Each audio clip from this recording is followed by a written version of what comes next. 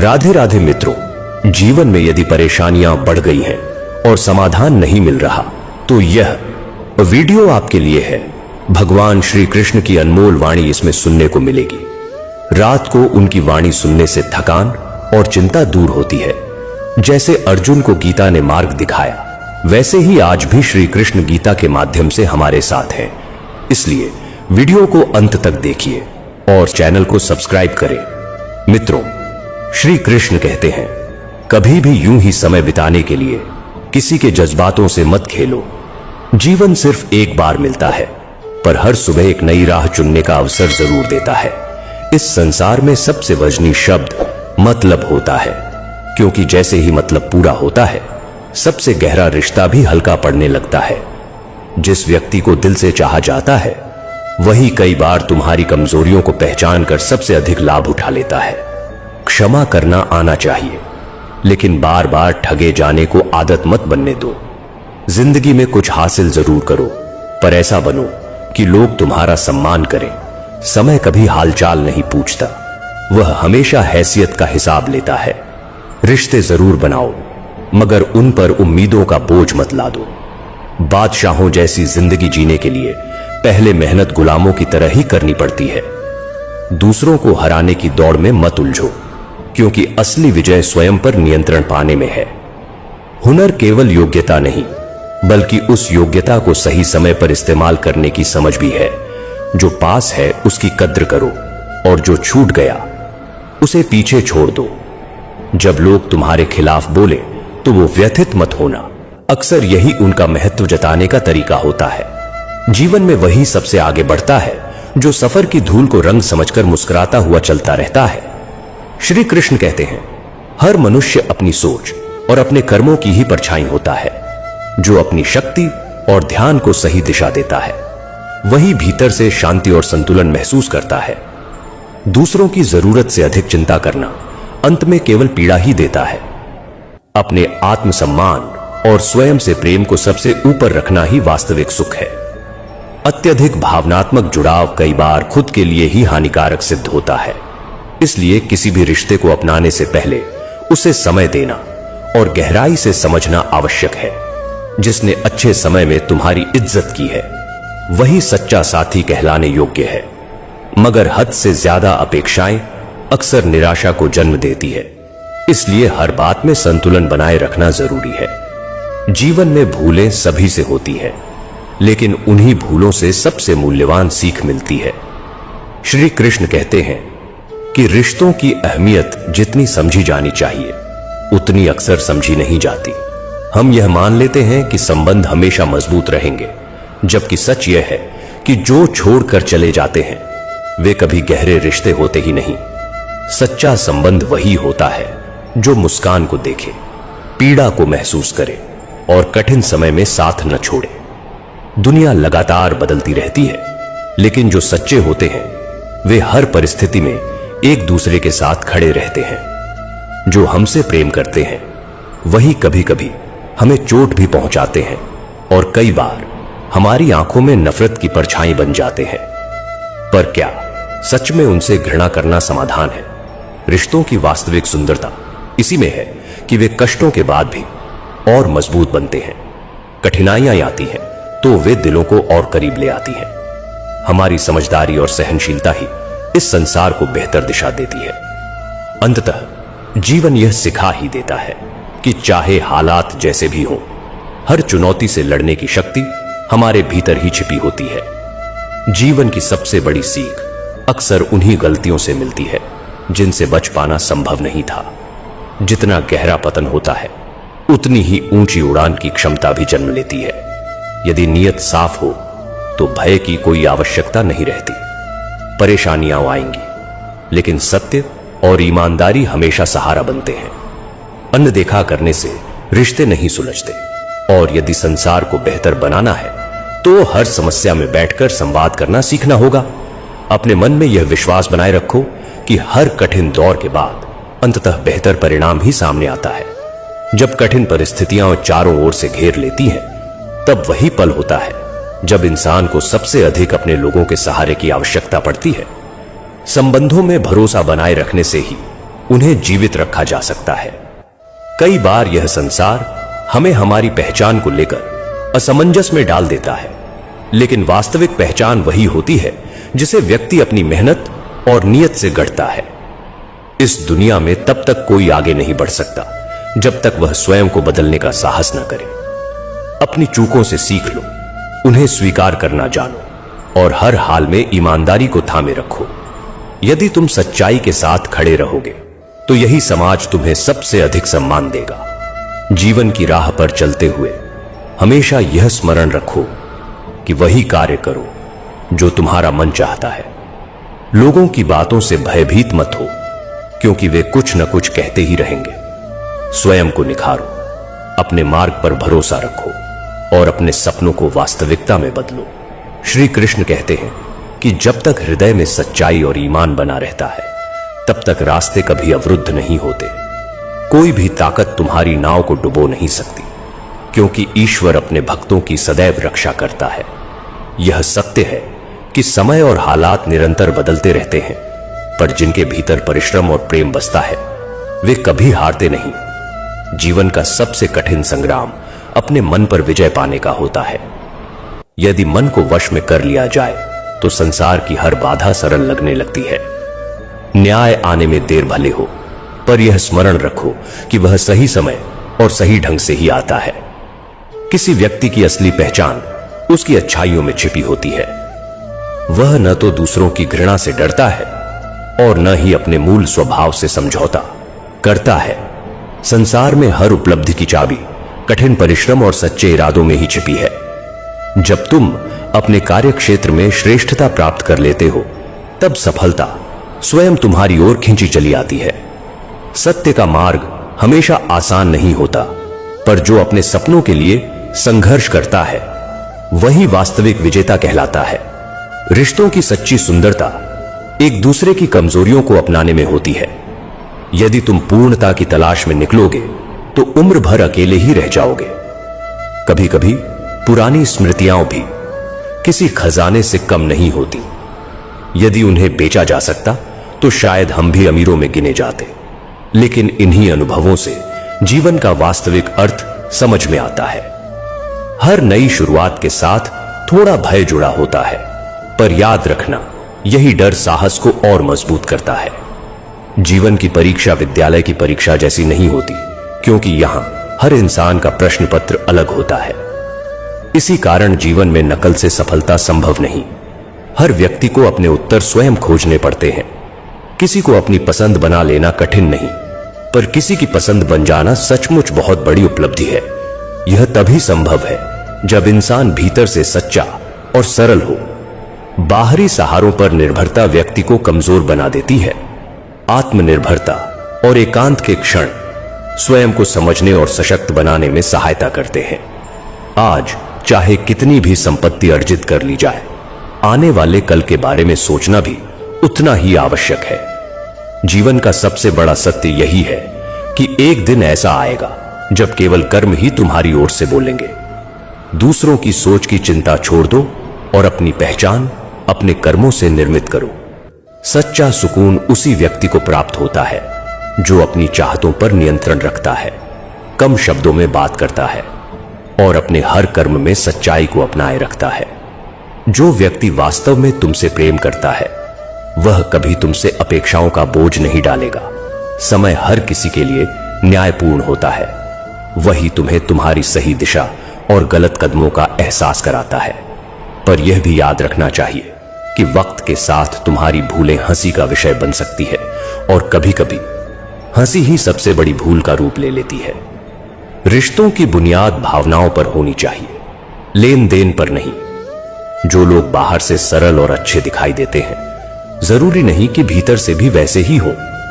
प्रसन्न रहने का सबसे सरल उपाय यही है कि अपनी सारी अपेक्षाएं केवल ईश्वर से रखो, संसार से नहीं।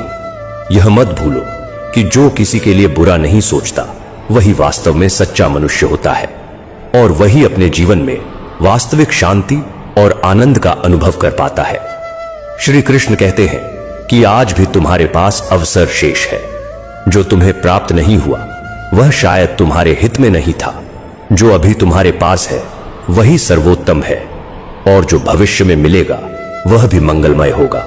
केवल वही लोग जीवन को गहराई से समझ पाते हैं जिन्होंने अपने हिस्से का संघर्ष, पीड़ा और धोखा झेला होता है।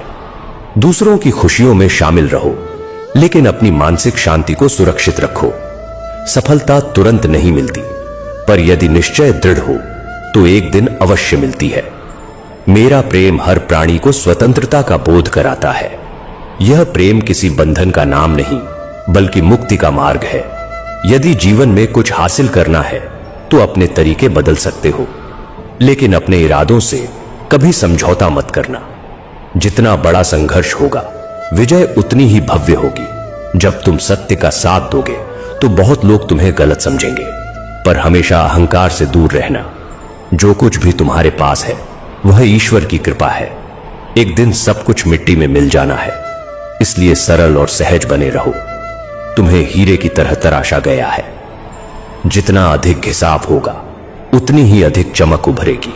एक विवेकशील व्यक्ति कभी प्रतिशोध की भावना नहीं रखता, क्योंकि उसे भरोसा होता है कि ईश्वर सही समय पर हर किसी का लेखा जोखा करता है।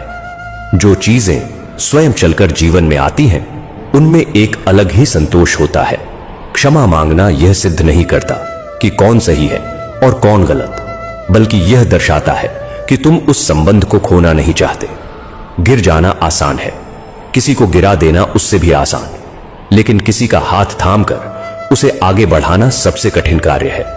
याद रखो, जो बीत गया वह अच्छा था, जो वर्तमान में है वह उससे बेहतर है, और जो आने वाला है वह सर्वश्रेष्ठ होगा। जब पानी गंदला हो जाए तो उसे हिलाना नहीं चाहिए। शांत रहने देने से मैल स्वयं नीचे बैठ जाता है। जीवन में भी कठिन समय आने पर शांति रखकर ही सही निर्णय लिया जाना चाहिए। हे अर्जुन, तुम उन बातों के लिए शोक कर रहे हो जो शोक के योग्य नहीं है। यह जीवन एक दुर्लभ अवसर है जहां तुम हर संभव उपलब्धि प्राप्त कर सकते हो। हमारी सारी कोशिशें जहां समाप्त होती हैं, वहीं से ईश्वर का कार्य आरंभ होता है।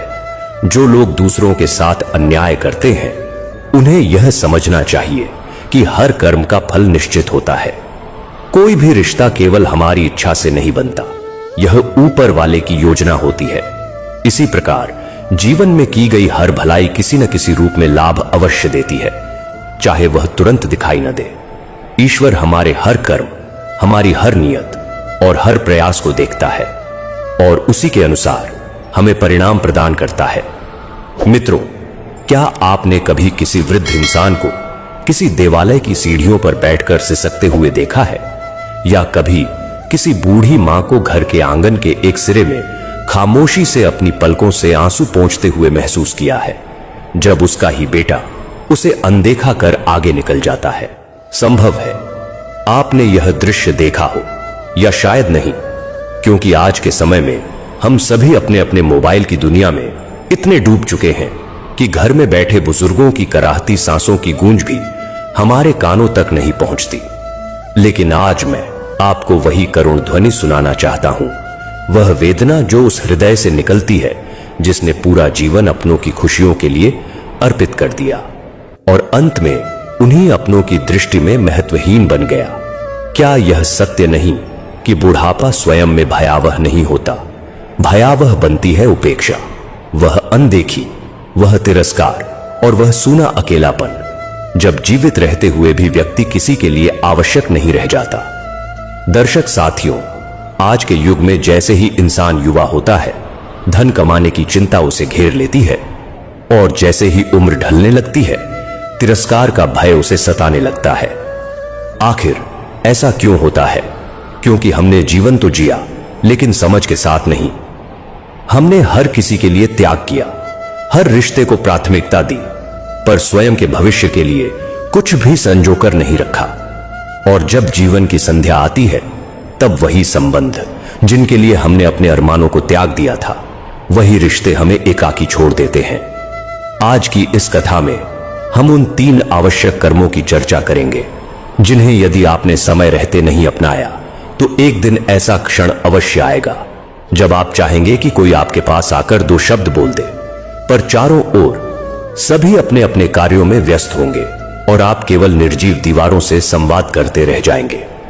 इसलिए आज रुकिए, मनन कीजिए और ध्यान से सुनिए, क्योंकि जो मैं साझा करने जा रहा हूं वह किसी ग्रंथ में लिखा हुआ नहीं मिलेगा। वह तो उन नम आंखों से बहकर आई हुई सच्चाई है जिन्हें जीवन के हर पड़ाव पर छल ही मिला। यदि आप यह चाहते हैं कि आपका वृद्धावस्था का जीवन भी आदर और सम्मान से परिपूर्ण हो, कि आपकी संतान आपको सिर आंखों पर बिठाए, तो प्रतिदिन प्रातःकाल उठते ही यह 3 कर्म अवश्य अपनाने चाहिए। आइए जानते हैं वे 3 जीवन संरक्षक सिद्धांत जो आपको बुढ़ापे में तन्हाई नहीं बल्कि सम्मान का आशीर्वाद देंगे। किंतु आगे बढ़ने से पूर्व मेरा समस्त भाइयों, माताओं, बहनों तथा समस्त राम भक्तों से विनम्र अनुरोध है कि इस कथा को पूर्ण श्रद्धा और भक्ति भाव के साथ अवश्य श्रवण करें। मित्रों, यह कथा अत्यंत प्राचीन काल की है, उस समय की जब पृथ्वी पर धर्म की प्रतिष्ठा और न्याय की प्रतिध्वनि चारों ओर सुनाई देती थी। उस युग में एक धर्मपरायण राजा का शासन अत्यंत विस्तृत और समृद्ध था। चारों दिशाओं में सुख, शांति और समृद्धि का वास था और उस राजा की न्यायप्रियता की ख्याति दूर दूर तक फैली हुई थी। उस काल में यह परंपरा प्रचलित थी कि राजा अनेक विवाह करते थे और अपनी सभी रानियों को अपने महल में सम्मान पूर्वक स्थान प्रदान करते थे। उसी मर्यादा का पालन करते हुए उस राजा ने भी अनेक विवाह किए, किंतु उसकी कोई संतान नहीं थी। केवल एक ही पुत्र था जिसे उसने अत्यंत प्रेम, स्नेह और लाड़ दुलार के साथ पाला पोसा। वह बालक आयु में भले ही छोटा था, परंतु उसका स्वरूप तेजस्वी, मन शांत और हृदय अत्यंत कोमल था। राजा अब वृद्धावस्था की ओर बढ़ चुका था और वह चाहता था कि उसका पुत्र ही आगे चलकर राज्य का दायित्व संभाले। किंतु उससे पूर्व उसने राजकुमार के विवाह का निर्णय लिया। जब राजकुमार का विवाह संपन्न हुआ तब उसकी आयु मात्र 12 वर्ष की थी और समय के साथ एक के बाद एक उसके साथ विवाह कर दिए गए। फिर एक दिन राजा ने यह निश्चय किया कि अब समय आ गया है कि वह अपने पुत्र को राज्य का उत्तराधिकारी घोषित करे, और उसी दिन उसने अपने उस किशोर पुत्र को प्रजा के समक्ष राजा घोषित कर दिया। अब वह नवयुवक राजा एक ओर राज्य की जिम्मेदारियां निभा रहा था और दूसरी ओर गुरुकुल में जाकर विद्या अध्ययन भी कर रहा था। प्रतिदिन वह प्रातःकाल उठकर विधिपूर्वक गुरुकुल जाया करता था। एक दिन जब वह नियमानुसार गुरुकुल की ओर जा रहा था, तब मार्ग में उसकी भेंट एक पनिहारण स्त्री से हुई जो जल भरने आई थी। वह स्त्री अत्यंत सौम्य, शालीन और सुंदर थी। उसने विनम्र भाव से पूछा, महाराज, आप प्रतिदिन इस मार्ग से कहां जाते हैं? राजकुमार ने मधुर वाणी में उत्तर दिया कि मैं विद्या अर्जन के लिए गुरुकुल जाता हूं। पनिहारण मुस्कुराते हुए बोली, यह तो अत्यंत प्रशंसनीय है। क्या आप मुझे यह बता सकते हैं कि वहां आप कौन कौन से शास्त्र पढ़ते हैं? तब राजा ने श्रद्धा भाव से वह सब कुछ बताया जो उसके गुरु उसे सिखाते थे। इसके पश्चात वह स्त्री कुछ गंभीर होकर बोली, महाराज, क्या आपने त्रेया चरित्र का अध्ययन किया है? यह सुनकर राजा कुछ विस्मित हुआ और बोला, नहीं देवी, मैंने तो इसका नाम भी कभी नहीं सुना। यह किस प्रकार का शास्त्र है? तब उस स्त्री ने हल्की मुस्कान के साथ कहा, हे राजन, फिर आपके समस्त अध्ययन का क्या लाभ, जब आपने स्त्री स्वभाव को समझने वाले इस ग्रंथ का अध्ययन ही नहीं किया। राजकुमार और अधिक चकित हुआ और उसके मन में जिज्ञासा जागृत हुई। वह स्त्री आगे बोली, आप त्रिया चरित्र अवश्य पढ़िए, यह जीवन के लिए अत्यंत आवश्यक है। तब राजकुमार ने विनम्रता से सिर झुकाकर कहा, कृपया आप मुझे यह भी बता दीजिए कि यह वास्तव में है क्या? तब उस देवी स्वरूपा स्त्री ने कहा, आप यह प्रश्न अपने गुरु से कीजिए, वही आपको इसका सही ज्ञान देंगे। किंतु मैं इतना अवश्य कहूंगी कि जब तक यह ग्रंथ नहीं पढ़ोगे तब तक तुम्हारा ज्ञान अधूरा ही रहेगा। इतना कहकर वह स्त्री आगे बढ़ गई और राजकुमार के मन में विचारों का सागर उमड़ पड़ा। उसी क्षण राजकुमार ने मन ही मन प्रण किया, मैं अभी गुरुकुल जाकर अपने आचार्य से इस जिज्ञासा का समाधान अवश्य पूछूंगा। ऐसा निश्चय कर वह तत्काल गुरुकुल पहुंचा और विधिपूर्वक अपने गुरु के चरणों में साष्टांग दंडवत प्रणाम किया। किंतु उसके अंतर्मन में एक तीव्र वेदना उठ रही थी कि आखिर मेरे गुरु ने मुझे आज तक त्रिया चरित्र का ज्ञान क्यों नहीं दिया। उसके नेत्रों में क्रोध का भाव नहीं था, बल्कि जानने की तीव्र ज्वाला प्रज्वलित थी। उसका मुखमंडल तप रहा था, जैसे कोई तपस्वी किसी गूढ़ रहस्य को प्राप्त करने के लिए व्याकुल हो। उसे इस अवस्था में देखकर गुरुदेव का हृदय द्रवित हो उठा और उन्होंने करुणा से पूछा, वत्स, आज तुम्हारा मुख इस प्रकार क्यों दहक रहा है? तुम्हारी आंखों में यह तीक्ष्ण अग्नि क्यों प्रकट हो रही है? क्या कोई ऐसी पीड़ा है जो तुम्हारे अंतःकरण को भीतर ही भीतर जलाए जा रही है? तब राजकुमार ने भावनाओं से भरे स्वर में कहा, गुरुदेव, आपने मुझे धर्म का मर्म सिखाया, नीति और शास्त्रों का ज्ञान दिया, युद्ध कला से परिचित कराया, फिर एक विषय ऐसा क्यों रहा जिसे आपने मुझसे छिपाए रखा?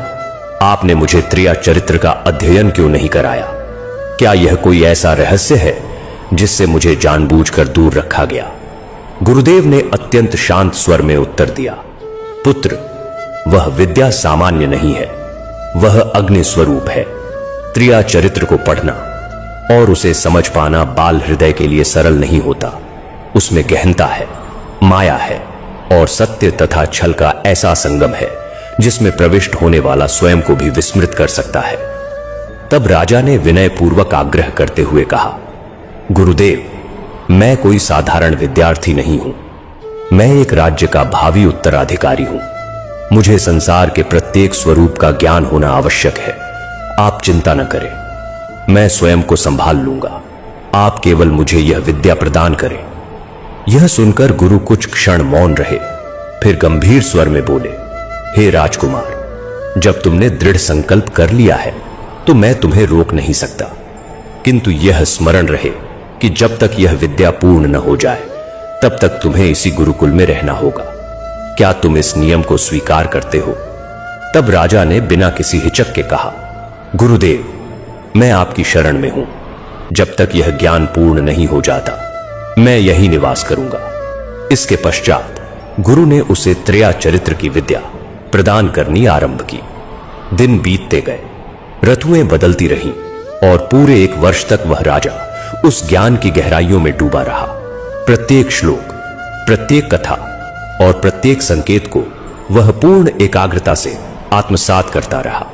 जब 1 वर्ष की अवधि पूर्ण हुई तो एक दिन गुरुदेव ने स्नेहपूर्वक कहा, वत्स, अब तुम्हारी साधना सफल हो चुकी है। अब तुम अपने राज्य लौट जाओ। प्रजा के प्रति तुम्हारा कर्तव्य तुम्हारी प्रतीक्षा कर रहा है। अब तुम्हें यहां लौटने की आवश्यकता नहीं है। राजा ने श्रद्धा से सिर झुकाकर आशीर्वाद लिया और प्रस्थान को उद्यत हुआ। तभी गुरुदेव ने उसे रोक लिया और कहा, पुत्र, जाते समय मैं तुम्हें एक अनमोल उपहार देना चाहता हूं, ऐसा वरदान जो जीवन के प्रत्येक कठिन क्षण में तुम्हारे सहायक बनेगा। वह राजकुमार जो अब ज्ञान और तप से परिपूर्ण राजा बन चुका था।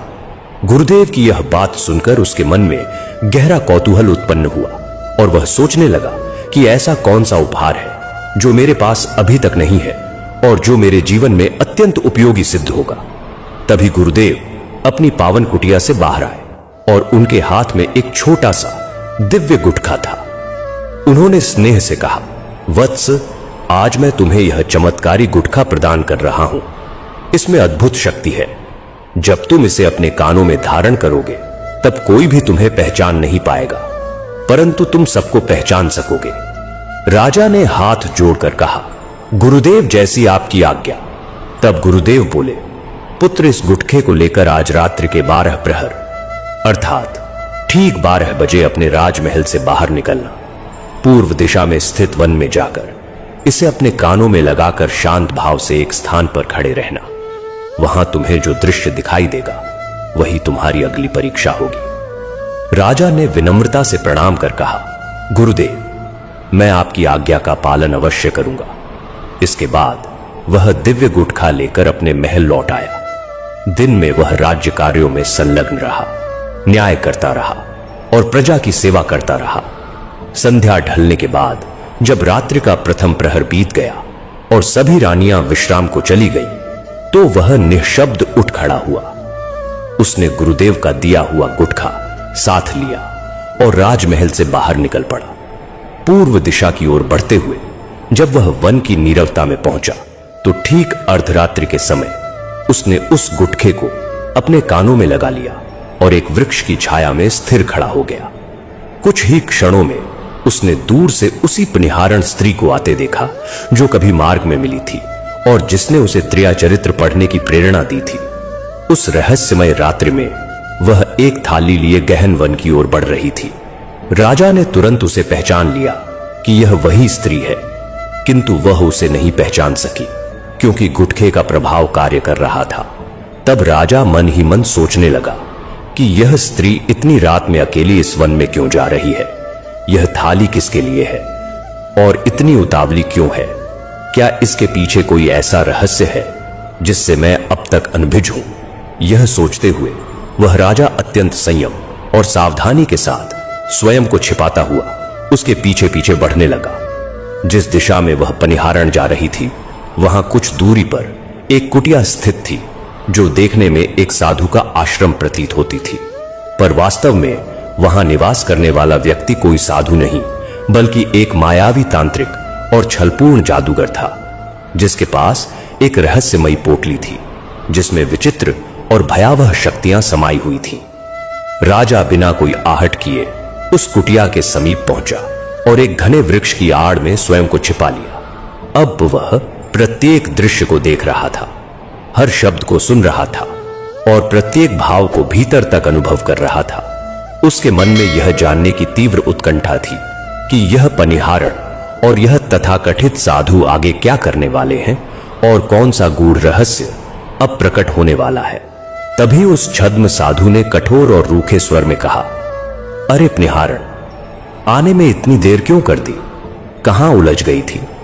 हम तो कब से तेरी प्रतीक्षा कर रहे थे। यह सुनकर पनिहारण ने दोनों हाथ जोड़कर अत्यंत दीन भाव से उत्तर दिया कि महाराज, हमारा विवाह हो चुका है और हमारे पति आज हमें लेने आए थे। कल वे हमें अपने साथ ले जाएंगे। उनकी सेवा करते करते और उन्हें सुलाने में समय लग गया, इसलिए यहां आने में देर हो गई। यह सुनते ही उस तांत्रिक के मन में वासना और विकार जाग उठा और उसने कठोरता से कहा, तो अब तू अपने पति के साथ जाना चाहती है, फिर यहां मेरे पास क्यों आई है? लौट जा उसी के पास। अब मुझसे संबंध रखने का तुझे कोई अधिकार नहीं। यह सुनते ही पनिहारण भयभीत हो गई और आंखों में आंसू भरकर कहने लगी कि महाराज, मैं आपके बिना नहीं रह सकती, आप ही मेरे सर्वस्व हैं।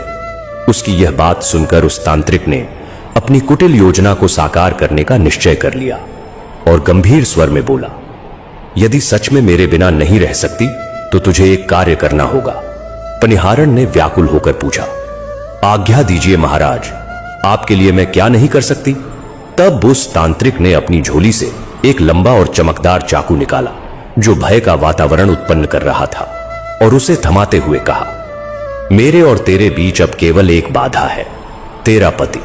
जा और उस बाधा को समाप्त कर दे, उसकी गर्दन काटकर मेरे पास ले आ, तभी मैं तुझे स्वीकार करूंगा और तभी तू मेरी पत्नी बन सकेगी। वह पनिहारण जिसने मोह के अंधकार में अपना विवेक और धर्म दोनों खो दिए थे, बिना कुछ सोचे उस चाकू को लेकर अपने घर की ओर दौड़ पड़ी। उस समय उसका पति गहरी नींद में था। वह सीधे उसके पास पहुंची और उस निष्कलंक निश्चिंत पति की गर्दन चाकू से काट दी। अपने ही स्वामी का कटा हुआ सिर हाथों में लिए रक्त से लथपथ वह फिर उसी तांत्रिक के पास लौट आई। दूसरी ओर वह राजा जो दिव्य गुटखा लगाए सब कुछ देख रहा था, इस भयानक घटनाक्रम का साक्षी बना हुआ था।